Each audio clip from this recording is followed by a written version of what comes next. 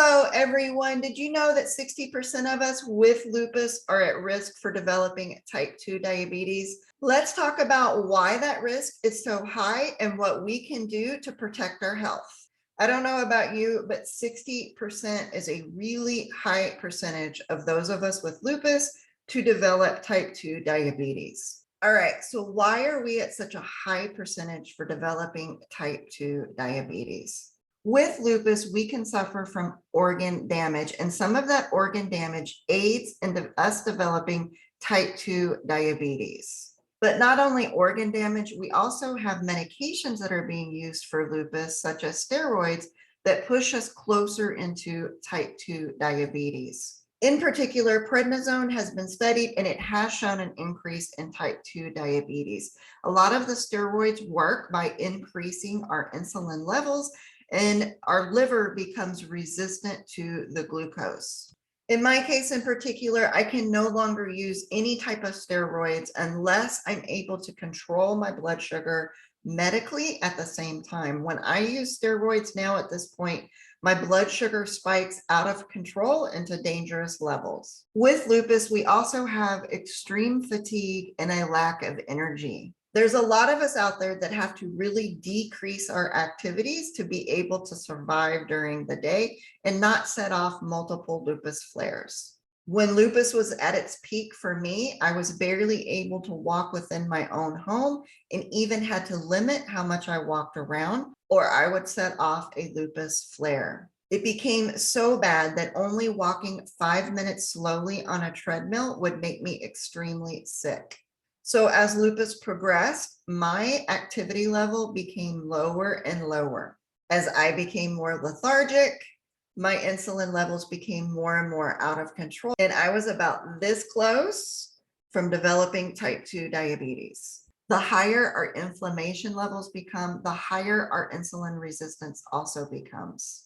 And as someone with lupus, you know our inflammation levels are off the charts. So there's a lot of factors stacked up against us, but there are still things that we can do to help ourselves not develop type 2 diabetes. Now, for me, as I was getting closer and closer to a type 2 diabetes diagnosis, I felt like it was a speeding freight train that I couldn't control.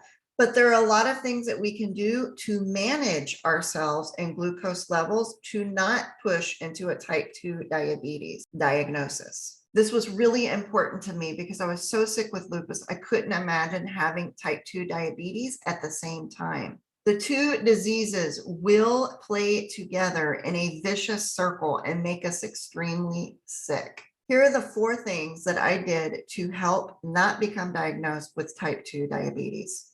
So one of the first steps that I took was to wear a continuous blood glucose monitor, and you can still see it here today. I still wear it. I wear it every single day. And when I first started wearing it, I did have a lot of problems with controlling or managing my glucose levels. And I was spiking way too high at night. I was spiking too high during the day. And just having that type of information helped me determine what types of foods was making it worse, or what types of activities could I do to help make it better. Once I started wearing the continuous glucose monitor, it took me about 4 to 5 months to be able to manage my blood glucose levels. The second thing that I did was started intermittent fasting and water fasting to help me manage glucose levels. And I've talked about how I began intermittent fasting in other videos. The third thing that I did was I started to supplement with alpha lipoic acid. Now, I do have another video on alpha lipoic acid that mentions other types of benefits, but the reason I started to supplement with alpha lipoic acid, it is a well-published and well-researched antioxidant, and it did show within 2 weeks to bring down glucose insulin levels. It brought down glucose concentration. It also helped bring down insulin resistance, as well as help improve the A1C. I am currently taking 600 milligrams of alpha lipoic acid daily to help me control insulin resistance and blood glucose levels. Now, the fourth thing that I did to help me manage not developing type 2 diabetes was movement. Now, movement sounds easy, but if you have lupus, you understand that it's not as easy as it sounds. Now, this was the hardest part for me because if you have lupus, you understand movement can be extremely difficult for some of us. And at the time when I started trying to biohack my health, I was not able to move for more than 5 minutes at a time before setting off a lupus flare. So I started really slowly within my limits, which means I would only move around for a minute or two within my own home. Movement for me in the very beginning looked like me just walking around in the home for a strict amount of time. Because one thing I didn't want to do was set off flares while I was trying to improve my health. I was eventually able to graduate a little bit and start walking around outside, and I started with less than a quarter of a mile. The first time I walked an actual quarter of a mile, I had a lupus flare for the next 2 days. So movement for me was one of the hardest things to implement, but I just didn't want to give up. I not only started with walking, but I also tried to do some resistance training with weights.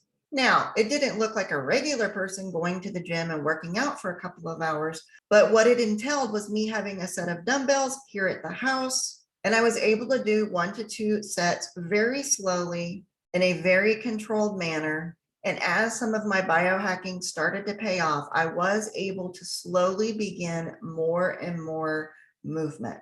So even if you're starting off with laying in your bed and moving your legs around or moving your arms around, I've been there and I've had to do that.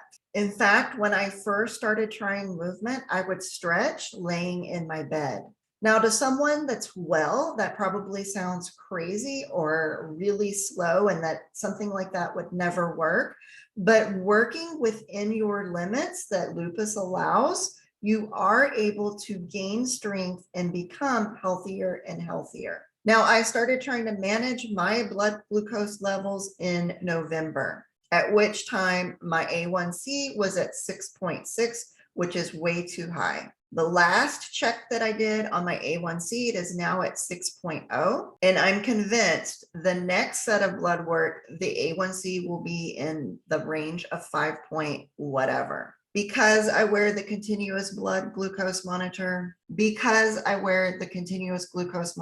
able to see that I am controlling or managing my blood glucose levels, and they're no longer soaring out of control. Managing your blood glucose doesn't mean that you're not going to have a few days where your blood glucose is out of control. It means that we're managing it and we have lower levels on the days that we're able to manage it better.